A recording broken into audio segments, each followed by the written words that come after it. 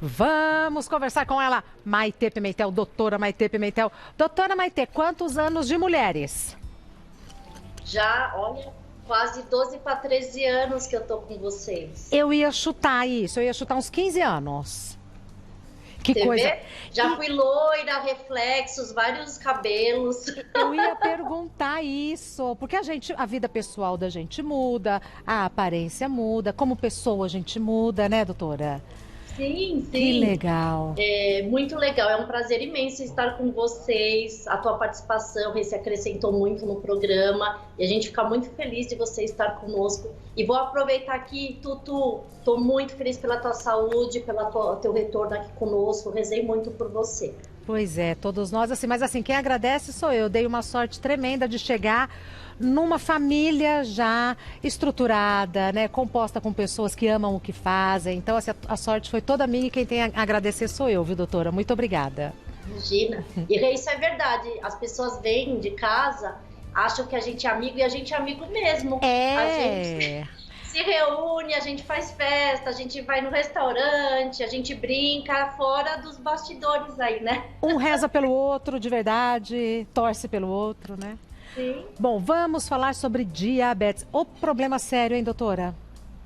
Diabetes é uma das doenças que mais passam por hereditariedade de família para família e de cada 11 pessoas, uma é diabética. Vocês veem que sempre tem algum colega, um amigo, um familiar com diabetes. No Brasil, nós temos 13 milhões de diabéticos, é bastante.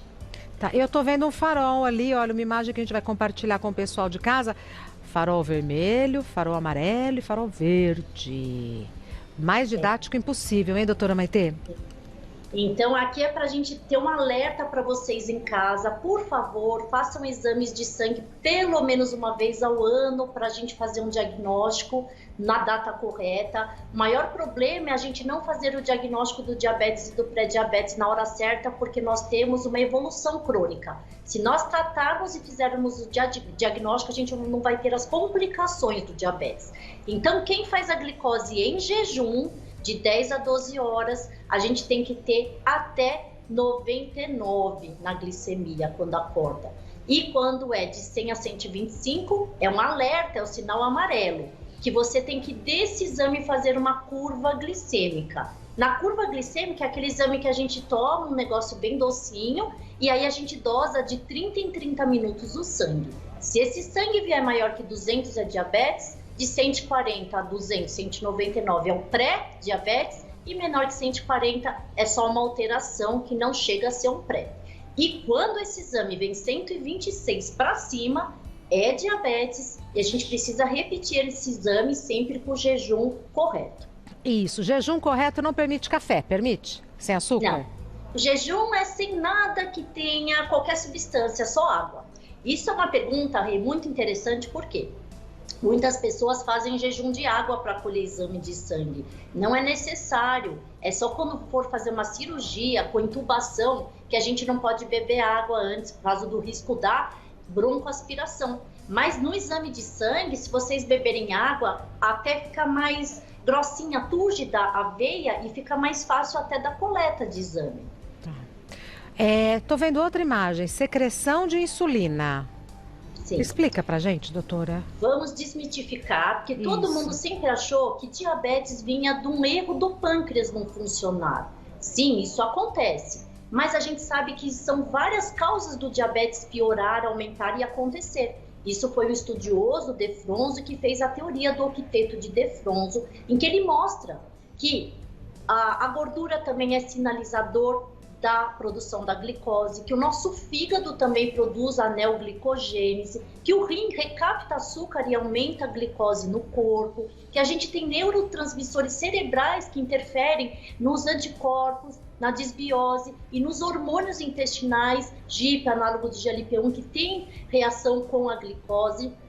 A gente tem dentro do pâncreas as células beta-pancreáticas, que são as que não produzem mais a insulina no diabetes, e as alfa-pancreáticas, que regulam a produção de glucagon, que também tem a ver com o diabetes. Então, hoje, com a descoberta das causas da diabetes, o que a gente tem? Remédios novos, que mexem especificamente nessas produções e recaptações de açúcar no corpo.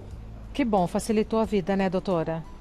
E os novos tratamentos ajudaram muito a gente não só pensar em fazer o pâncreas funcionar, Exatamente. e sim a gente trabalhar a glicemia do corpo como um todo, uma orquestra, onde a gente tem a oportunidade de tratamentos novos em que a gente não precisa evoluir para uma insulinoterapia, uso de insulina. Vamos aos mitos e verdades? Doutora Maitê Pimentel, é mito ou verdade que diabetes sempre causa sintoma? Isso é mito, tá? Então, se a pessoa for esperar aquele hálito cetônico, desmaiar, fazer muito xixi, beber muita água, perder peso, que são os principais sintomas, a gente às vezes passou do diagnóstico na hora certa. Vixe. Então, às vezes o diabetes no início sempre é silencioso. Então, por isso que a gente tem que saber quem tem histórico familiar e dar muita atenção para fazer a prevenção. Fazer coleta de exame de sangue sempre que possível, no mínimo uma vez ao ano. Tá.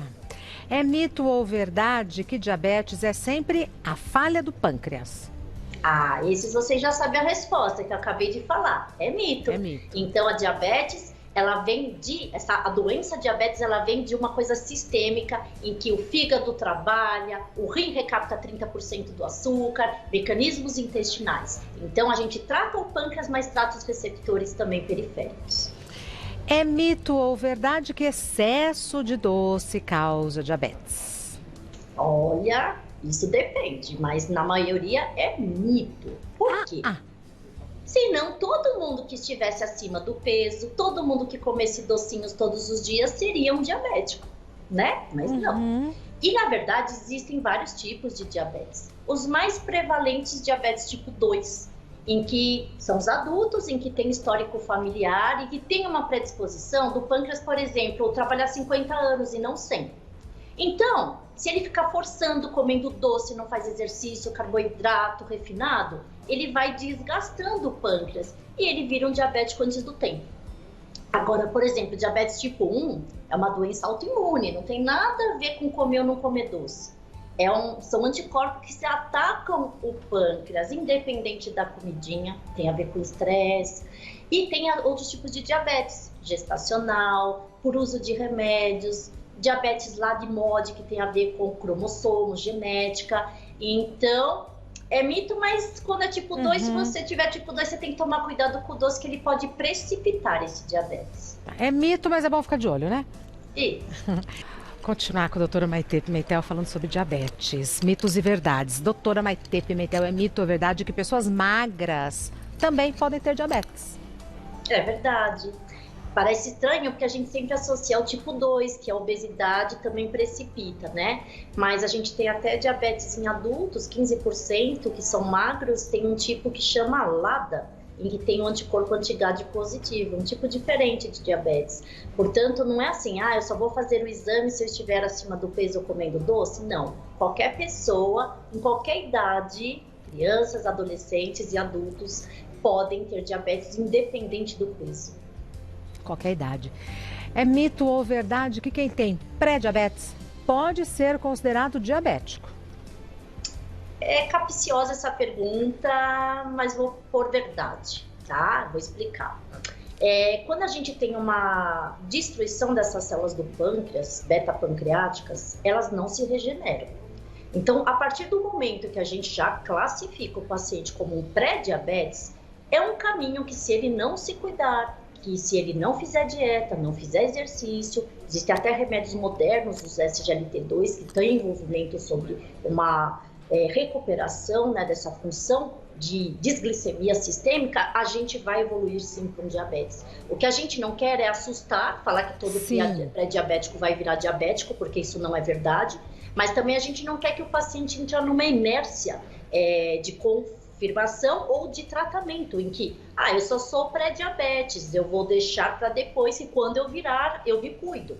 Então, a gente nem 8 nem 80, a gente tem que sim dar um alerta para vocês que são pré-diabéticos, mas saber que vocês podem prolongar isso e só desenvolver diabetes com 120 anos de idade. Pois é. É o amarelo no farol que a gente mostrou logo no comecinho da nossa conversa, não é? Justamente. Sinal amarelo.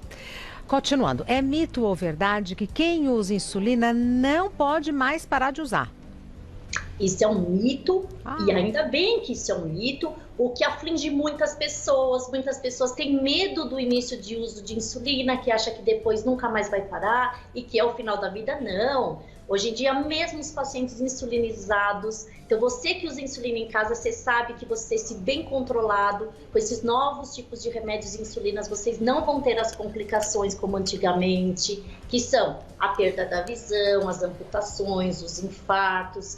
E a gente tem novas terapias que ajudam muito a associar com as insulinas para usar baixa dosagem, ou para que não se use insulina, ou para que se substitua a insulina. Uhum. Então, os análogos de GLP-1 são remédios inovadores no mundo da diabetes, e os SGLT2 que trouxeram benefício na glicemia, mas também no risco final. Então, esses pacientes diminuem o risco de um infarto e de um derrame, que são as complicações maiores que levam à morte esse tipo de paciente. Perfeito.